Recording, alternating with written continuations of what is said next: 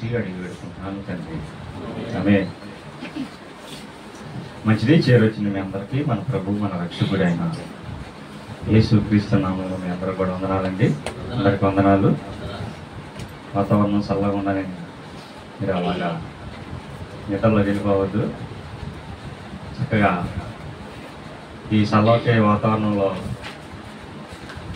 వేడి వంటి దేవుడి మాటలతో కూడిన మాటలు వస్తాయి.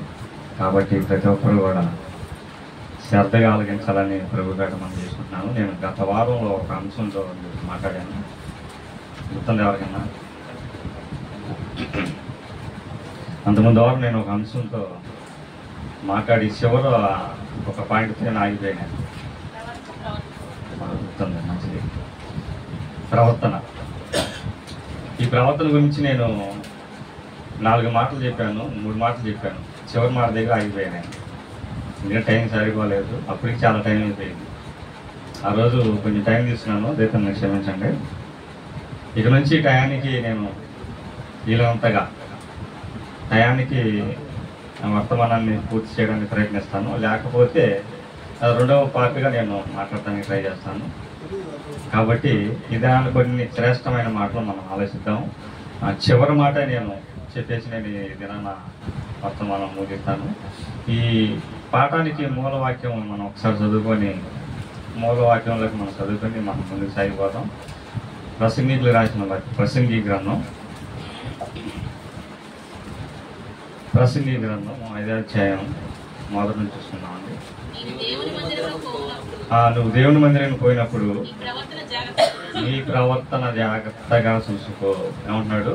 నువ్వు దేవుని మందిరానికి పోయినప్పుడు నీ ప్రవర్తన జాగ్రత్తగా చూసుకో. నీ ప్రవర్తన జాగ్రత్త చూసుకో. ఎక్కడ పోయినప్పుడు? మందిరానికైనా? బయటికి వెళ్ళినప్పుడా? ఎక్కడికి వెళ్ళినప్పుడు? నేను మాట్లాడతలేదు, అందుకే ఫస్టే చెప్పాను నేను. వాతావరణం చల్లగా ఉంది, ఇక్కడ ఎక్కడ ఆలోచించొద్దని. ఎక్కడికి వెళ్ళినప్పుడు? సినిమాకి వెళ్ళినప్పుడా? లోకంలోకి వెళ్ళినప్పుడా? దేవుని మందిరానికి వెళ్ళినప్పుడు నీ ప్రవర్తన జీవితం జాగ్రత్తగా చూసుకో, జాగ్రత్తగా కాపాడుకోవాలి, జాగ్రత్తగా చూసుకోవాలి. ప్రవర్తన మన పద్ధతులు ఎలా ఉండాలంటే, ఇదివరకు లాగా మనం దేవుని సన్నిధికి వెళ్ళినప్పుడు లోకంలో ఉన్నప్పుడు ఎలాగైతే ఉంటున్నామో ఇప్పుడు కూడా అలా ఉండకూడదు అని ఒక హెచ్చరికతనాడు. మనం జాగ్రత్త అని మనల్ని హెచ్చరిస్తున్నాడు గ్రంథకర్త.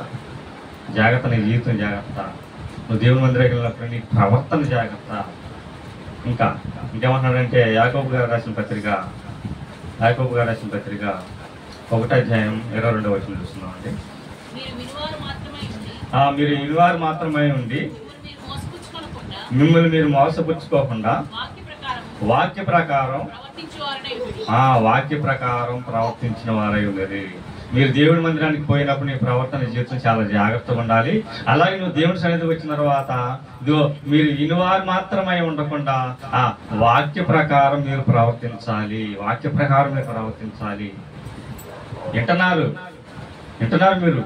వినివారు మాత్రమే ఉండకూడదు. వినటానికి వింటారు. చాలా మంది అండి దేవుని సన్నిధికి వచ్చిన తర్వాత ఎలా ఉంటారంటే, అసలు వాక్యం చెప్పే అతను ఇంకా అంతే అసలు శ్రద్ధగా ఆలకిస్తా ఉన్నట్టుగా పడతారు మనకి. కానీ దేవుడి మాట ఆలకించరు. దేవుడి మాటలు ఆలకిస్తే ఇదిగో వాళ్ళ జీవితాలు ఏమన్నా చిన్న పొరపాట్లు ఉంటే సరి చేసుకుంటారు.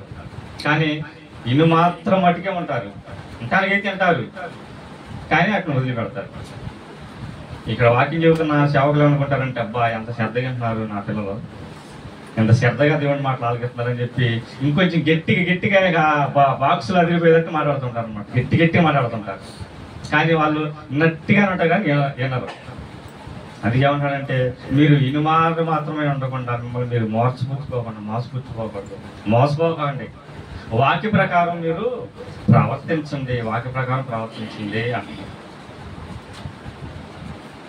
అర్థమవుతుందా? వాక్య ప్రకారం ప్రవర్తించాలి. ఇంతనగైతే వింటున్నాం కానీ వాటిని అనుమానిస్తున్నావా? వాటిని క్రియల రూపంగా పెడుతున్నాం. మనం వాక్య ప్రకారం మనం నడుచుకుంటున్నాము. మన ప్రవర్తన ఎలా ఉంటుందంటే, వాక్య ప్రకారంగా మన ప్రవర్తన ఉంటుందా? ఎవరి కారంగా ఈ ఆదివారం దినాన్ని మనం ఆలోచన చేయాలి. నిజంగా ఇది మనం ఆ పాఠాలు నేర్చుకునే ఒక పాఠశాల లాంటిది దేవుని సన్నిధి అంటే. మనం ఒక పాఠాలు నేర్చుకునే ఒక పాఠశాల లాంటిది.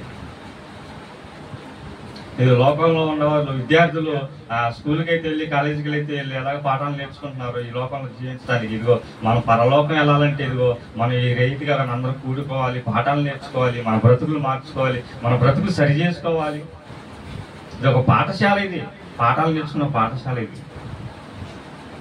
కాబట్టి మన జీవితంలో ఏమన్నా ఇదిగో వాక్య ప్రకారంగా మనం ప్రవర్తించట్లేదేమో, దేవుడు మనతో మాట్లాడుతున్నప్పుడు ఏం చేయాలంటే ఇదిగో మనం సరి చేసుకొని నిత్య విద్యార్థులు అంటే మనం నిత్య విద్యార్థులే. మనం అన్నీ తెలిసిన వాళ్ళం కాదు, మనం అన్నీ నేర్చుకునే వాళ్ళం కాదు, అన్నీ తెలుసుకోవాల్సిన వారు మనం. నిత్యం మనం ఎలాంటి వారు అంటే విద్యార్థులు. ఈ లోక చదువులకు కొన్ని సంవత్సరాలు చదువులు అయిపోతాయేమో, కొన్ని సంవత్సరాలు చదువు అయిపోతాయి, ఇంటర్మీడియట్, డిగ్రీ, బీటెక్ అయిపోతే చదువులు అయిపోతాయి. కానీ దేవుని వాక్యం, దేవుని పాఠాలు నిత్యం మనం నేర్చుకునే వారిలాగా ఉండాలి, నిత్యం నేర్చుకునే వాళ్ళమే మనం. నాకు అంత తెలిసిందంటే మనకంటే పిచ్చివాళ్ళం కూడా ఉంటారు నాకు తెలిసిన వారికి. మన జీవితాంతం బ్రతికేంత వరకు కూడా ఇదిగో ఈ పాఠాలు నేర్చుకునేవారు. మీకు 3 పాయింట్లు మీకు చెప్పారు గుర్తుండయా? 3 పాయింట్లు ఎవరు రాస్తున్నారా? అవునండి, మెయిన్ మెసేజ్ కాదు, ఫస్ట్ మెసేజ్ కొంచెం రాసుకోండి మీరు కూడా. ఏమైనా గుర్తుండయా? పవిత్రమైన ప్రవర్తన మొదటిది, రెండోది మంచి ప్రవర్తన, మూడోది పరిశుద్ధమైన ప్రవర్తన. శేష్ గారు రాసుకున్నట్టున్నారు, తగటగా చెప్పాడు. ఎందుకంటే మొదటి మన ఆయన కూడా చెబుతున్నాడు. మీరు రాసుకున్నారు, మళ్ళీ కూడా రాసుకున్నారు. కాబట్టి మీకు చక్కగా రాసుకుంటే ఒక ఫస్ట్ మేజర్ సరిగ్గా చెప్పకపోతే చర్చించు మామూలు కూర్చొని మనం మాట్లాడుకోవచ్చు. మొదట వద్ద మన బ్రదర్ మీరు సరిగ్గా ఇవ్వాలని చెప్పలేదు అంటే నెక్స్ట్ వారానికి కొంచెం ప్రయత్నిస్తారు చెప్పడానికి. కాబట్టి మనం నిత్యం ఏమైందంటే ఇది దేవుని సన్నిధి ఒక పాఠశాల లాంటిది. ఈ పాఠశాలలో మనం నిత్యం నేర్చుకునేవారమే. నాకంత వచ్చేసిందని చెప్పి నాకంతే తెలుసని చెప్పి ఒక గర్వం అనేది మనిషిలో రాకూడదు అనమాట. కాబట్టి ప్రవర్తన ఎలా ఉండాలని చెప్పి నేను కొన్ని మాటలు చెప్పాను. 4వ మాట కొన్ని మీకు చూతాను. నీతి అనే ప్రవర్తన. 4వ మాట ఏంటంటే నీతి అనే ప్రవర్తన. ఏంటంట? నీతి. ఫస్ట్ది ఏంటి? పవిత్రమైన ప్రవర్తన, రెండోది మంచి ప్రవర్తన, మూడోది పరిశుద్ధమైన ప్రవర్తన, 4వది నీతి అనే ప్రవర్తన. కొరింథీయులకు రాసిన మొదటి పత్రిక 15వ అధ్యాయం 34వ వచనం చూస్తున్నామండి. నీతి ప్రవర్తన గలవారై మేల్కొని పాపం చేయకూడదు. చాలా ఏమంటున్నాడంటే నీతి అనే ప్రవర్తన గలవారై మేలుకోవాలి. నీతి అనే ప్రవర్తన ధరించుకొని నువ్వు ఏం చేయాలంటే మేలుకోవాలి, నిద్రపోకూడదు. ఈ లోకంలో అవినీతితో ఎలా ఉండాలంటే నిద్రపోయేవారిలాగా ఉండకూడదు. మనం అవినీతి నిద్రపోయేవారిలాగా ఉండకూడదు. అవినీతి అంటే ఎవరి దగ్గర అన్యాయంగా మనం డబ్బులు తీసుకున్నా కానీ ఉంటే, ఎవరి దగ్గర డబ్బులు తీసుకుని నేను ఇవ్వను, ఎవరికైనా మాట ఇచ్చి నేను తప్పిపోయేవారిలాగా ఉండకూడదు. ప్రతి విషయంలో ఎలా ఉండాలంటే నీతి పరులుగా ఉండాలి. అంటే ఏబు గారి గురించి అంత సాక్ష్యం చేస్తాడు. నీతిపరుడు, యథార్థవంతుడు. ఏమండి? నీతిపరుడు, యథార్థవంతుడు, నీతిమంతుడు అని ఒక ట్యాగ్ అనేది మనం ధరించుకొని ఉండాలి. పరిశుద్ధులుగా పవిత్రులుగా ఉండాలంటే ఇది కూడా అవసరం. నీతి అనే ప్రవర్తన ఉండాలి. నీతిమంతులుగా ఉండాలి. ఎదుటివారు మనం చూసినప్పుడు ఇతను నీతిమంతుడు అని ఒక ఏబు గారి గురించి ఇతరుల గురించి ఎలా అయితే సాక్ష్యం ఇస్తున్నారో మన గురించి కూడా సాక్ష్యం ఇచ్చే వాళ్ళ ఉండాలి. నీతిమంతుడు అండి ఇతను దేవుడి సన్నిధికి వెళ్తున్నాడండి, యథార్థంగా ఉంటాడండి, నీతిపరుడు అండి, ఏ తప్పు చేయడండి, ఏ అన్యాయం చేయడండి, ఎవరికి హాని చేయడండి, ఎవరిని దూషించడండి, ఎవరిని దూషించి మాట్లాడండి. ఇతర ప్రవర్తన చాలా బాగుంటుందండి. ఒకప్పుడు లోకంలో ఉన్నప్పుడు ఎలా ఉన్నాడంటే లోకంలో ఉన్నప్పుడు తన ఇష్టానుసారంగా జీవించాడండి. తాగుతూ తిరుగుతూ లోకానుసారంగా జీవించాడు. దేవుని సన్నిధికి వెళ్తున్నాడు. ఇతని ప్రవర్తన బాగుంది. నీతిమంతుడు, యథార్థవంతుడు, పరిశుద్ధుడు, మంచి ప్రవర్తన కలవాడండి. ఒకప్పుడైతే లోకంలో ఉన్నప్పుడు కుటుంబాన్ని హింసించేవాడు, తాగొచ్చి కొట్టేవాడు, తులసిగా భార్యను సరిగ్గా చూసుకునేవాడు కాదు. ఇతన్ని ఏమని నీతిమంతురాలండి, చాలా మంచిదండి. ఇతను భర్తకి చాలా భయపడుతుంది, కుటుంబానికి చాలా భయపడుతుండేదండి. ఇది దేవుడి సన్నిధికి వెళ్ళిన తర్వాత వీళ్ళలో మంచి మార్పు కలిగిందండి. ఒకప్పుడైతే గొడవలకు ముందుండేవారు, ఇప్పుడైతే ఇదో దేవుడి మాటలు వింటున్నారు, దేవుడి మాటలు నేర్చుకుంటున్నారు, దేవుడి సన్నిధికి వెళ్తున్నారు. కాబట్టి ఇదో మంచిగా ఉంది వీళ్ళ ప్రవర్తన, ఇదిగో నీతిమంతులుగా ఉండాలి వీళ్ళు అని మన ప్రవర్తన చూసి ఇతరులు సాక్ష్యం ఇచ్చేవారిలా ఉండాలి, సాక్ష్యం ఇచ్చేవారిలా ఉండాలి. మన జీవితంలో ఇలాంటి సాక్ష్యం కలిగి మన జీవిస్తున్నామా? దేవుడి సన్నిధికి వచ్చిన తర్వాత నువ్వు నీ ప్రవర్తన ఎలా ఉండాలి, జాగ్రత్తగా ఉండాలి. ఆయన సన్నిధికి వచ్చిన తర్వాత నువ్వు ఎక్కడ కూడా అశ్రద్ధగా ఉండకూడదు, అనాలోచనగా ఉండకూడదు. ఇన్ని వారు మాత్రమే మనం ఉండి కూడా మనం ఇదిగో వాక్య ప్రకారం జీవించలేదు అనుకోండి, ఇదిగో ఉదయకాలంలో లేచి మనం దేవుడి సన్నిధికి వచ్చినా కానీ ఇదిగో నిద్రపోయి చాలా మంది నిద్ర, నాకు తెలిసిన వారు చాలా మంది నిద్ర సరిపోయి ఉండదు. 5ంటికి 4ంటికి లేచిన వాళ్ళు, రెడీ వచ్చిన వాళ్ళు ఉంటారు. మనకంటే మనం 6:30కి 4ంటికి ఆరాధన జరిగే కొన్ని సంఘాల్లో ఉంటాయి, 4ంటికి 3ంటికి ఆరాధన జరిగే సంఘాలు కొన్ని ఉంటాయి. ఎందుకంటే వాళ్ళు పెద్ద పెద్ద సంఘాలు వేల మంది వస్తారు, వాళ్ళ మందిరం సరిపోదు కనుక 4-5 ఆరాధనలు పెడతారు. కాబట్టి ఇంత ఉదయకాల సమయంలో దేవుని సన్నిధికి వస్తున్నాము, చాలా కష్టపడుతున్నాము, ఎన్నో క్లాసులు నేర్చుకుంటున్నాము, ఎన్నో మీటింగ్లు పెడతాం, ఎన్నో చేస్తున్నాం. కాబట్టి మన ప్రవర్తన బాగాలేదనుకోండి, ఎంత చేసినా కానీ ఏదో బూడిదలో పోసిన పన్నీర్ లాగా అయిపోతుంది మన భక్తి జీవితం, వేస్ట్. మన భక్తి జీవితం ఎలా ఉండాలంటే మన ప్రవర్తన ఎలా ఉంటే చాలా జాగ్రత్తగా ఉండాలి, నీతిమంతులుగా మనం ప్రవర్తించాలి, మన ప్రవర్తన నీతిమంతులుగా ఉండాలి. ఇర్మియా గ్రంథం 17వ అధ్యాయం 9వ వచనం చూస్తున్నామండి. ఇర్మియా గ్రంథం 17వ అధ్యాయం 9వ వచనం. హృదయం అన్నిటికంటే మోసకరమైనది, అది ఘోరమైన వ్యాధి గలది. ఏమంటాడంటే ఇక్కడ ఒకసారి ఆగిపోదాం. హృదయము అన్నిటికంటే మోసకరమైనది, అది ఘోరమైన వ్యాధి గలది. ఇది నాన్న ఎన్నో వ్యాధులు చూస్తున్నాం. పోయిన ఆదివారం పెద్ద వచ్చి మనకి సాక్ష్యం చెప్పాడు. కొంతమంది వెళ్ళారు, చాలా టైం తీసుకున్నాడు ఆయన పెద్ద. ఆయన సాక్ష్యం చాలా పెద్దది, ఎందుకంటే ఆయనకి అలాంటి వ్యాధి వచ్చింది. చాలా మనయాదన పడ్డాడు, ఎన్నో హాస్పిటల్ తిరిగాడు, లక్షలు ఖర్చు పెట్టాడు. అది క్యాన్సర్ అని చివరి స్టేజ్లోకి వెళ్ళినాక తెలిసింది అది క్యాన్సర్ అని. క్యాన్సర్ ఫస్ట్ స్టేజ్లో 2వ స్టేజ్ నుంచి తగ్గిపోదంటే కానీ 3-4లోకి వచ్చిన తర్వాత ఇక చనిపోవడం అంట. బహు వ్యాధి కదా, అది ఘోరమైన వ్యాధి. అలాగే ఇంతకంటే ఘోరమైన వ్యాధి ఏదే అంటే కరోనా వచ్చింది మనకి మధ్య, మన అందరికీ తెలుసు. ఈ వ్యాధుల కంటే ఘోరమైన వ్యాధి ఏదే అంటే ఇది హృదయమైన ఏంటిది? హృదయం అన్నిటికంటే ఘోరమైన వ్యాధి గలదంట. అంతకంటే ఘోరమైన వ్యాధి గలది అంటే ఇదిగో హృదయం మనల్ని మోసపరుస్తూ ఉంటుంది. ఎప్పటికప్పుడు మనల్ని మోసపరుస్తూనే ఉంటది. ఇదో నేను భక్తిపరుడిగా ఉంటున్నాను, దేవుడి సన్నిధికి వెళ్తున్నాను, దేవుడి మాటలు నేర్చుకుంటున్నాను, పాటలు పాడుతున్నాను, ప్రార్థన చేస్తున్నాను అని మనం ఒక భ్రమలో పెట్టేస్తాడు అపవాది. అంతే మన హృదయాన్ని ఎప్పటికప్పుడు ఏం చేస్తాడంటే స్కానింగ్ చేస్తూ ఉంటాడు. వీడికి ఏం అలవాట్లు ఉంటాయి, ఏదైతే వీక్ పాయింట్లు ఉంటాయి, ఇది పెడితే అతను ఏం చేస్తాడు, పడిపోతాడా? మన హృదయాన్ని ఏం చేస్తాడంటే వాడు స్కానింగ్ చేస్తూ ఉంటాడు, పడిపోవడానికి చాలా అవకాశాలు ఉంటాయి. ఎవరైతే భక్తి పరులుగా, దేవుడు యథార్థంగా, నీతిమంతులుగా, మంచి ప్రవర్తన కలవారి అడుగులు వేస్తున్నారో వాడి మీద ఖచ్చితంగా దుష్టుడు ఖచ్చితంగా వాళ్ళ మీద ఒక చూపు చూస్తూ ఉంటాడు. మన హృదయాన్ని మోసపరుస్తూనే ఉంటాడు, మనం మోసపోతూనే ఉంటాం. ఏదో ఒక చిన్న విషయాల్లో మనం ఏం చేస్తామంటే మోసపోతూనే ఉంటాం. మన హృదయాన్ని మనమే మోసగించుకుంటూ ఉంటాం. అందుకే హృదయం అన్నిటికంటే మోసకరమైనది అంటున్నాడు, మోసకరమైనది. ఇంకేమంటాడు కిందకు వచ్చేవరకే,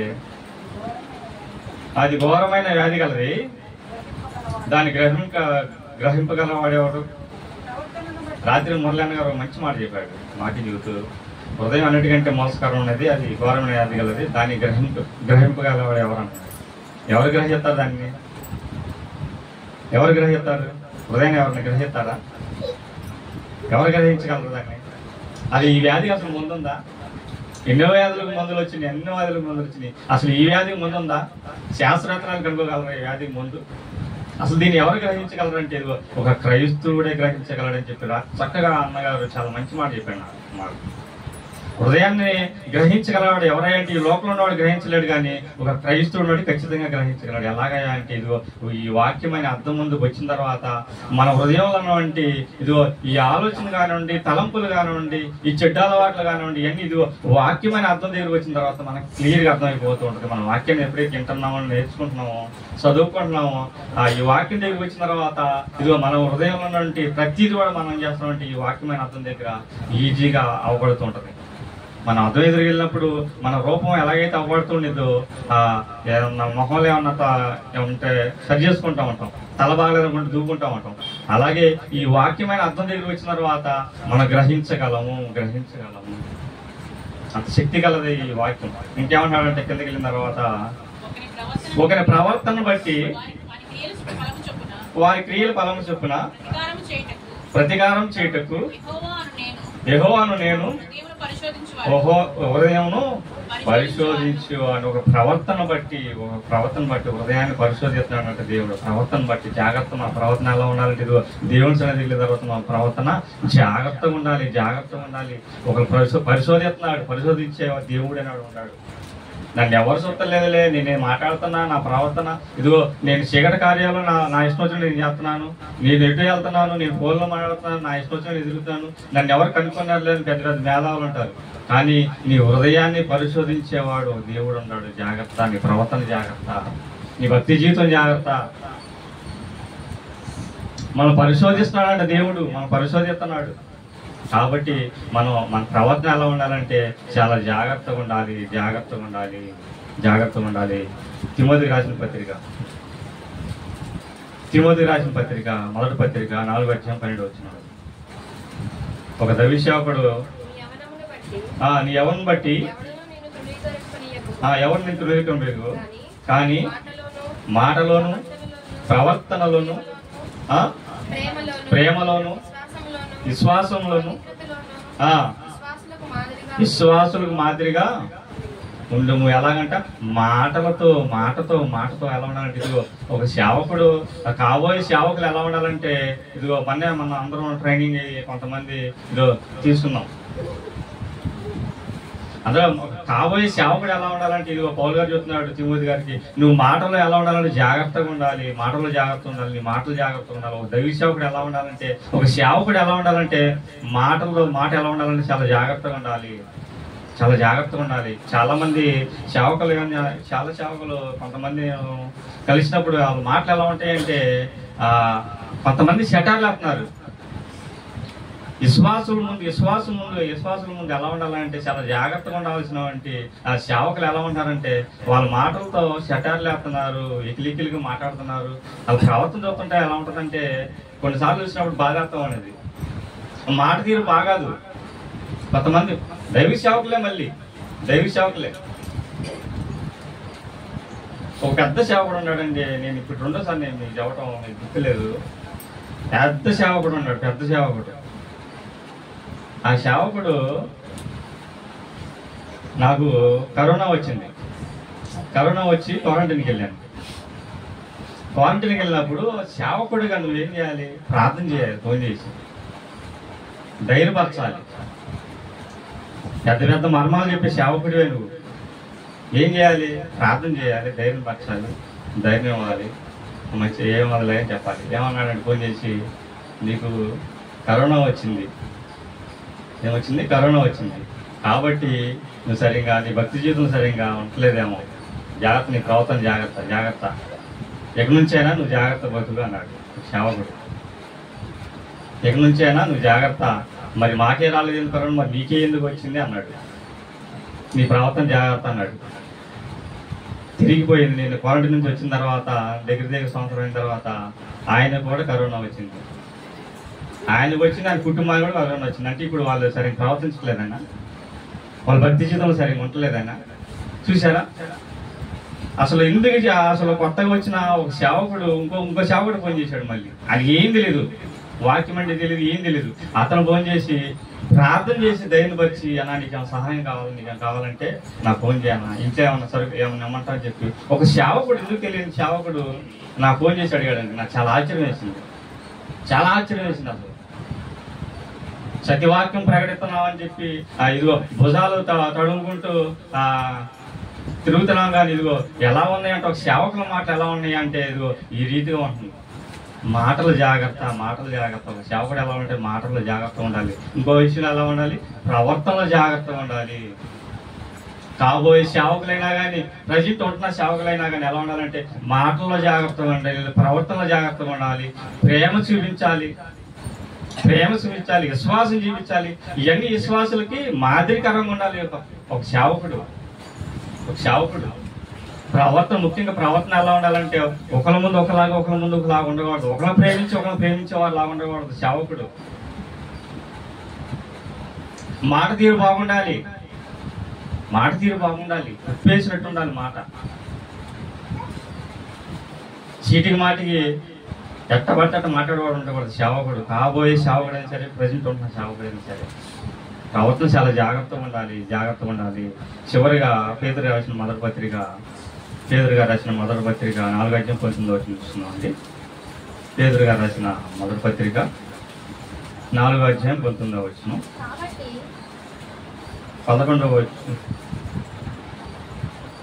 4:19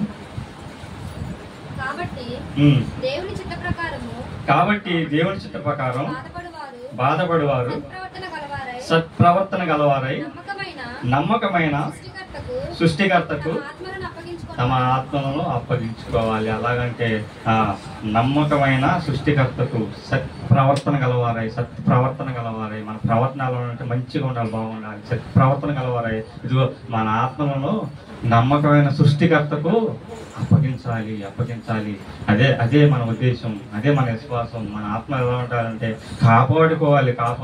ప్రతిదినం మళ్ళీ పాపం అనే మళ్ళీ నటించుకోకుండా ఈ లోకంలో మనం ఏదో ఒక పనుల మీద వెళ్తూ ఉంటాం, ఏదో ఒక రీతిగా ఈ లోకంలోకి వెళ్ళిపోతూ ఉంటాం.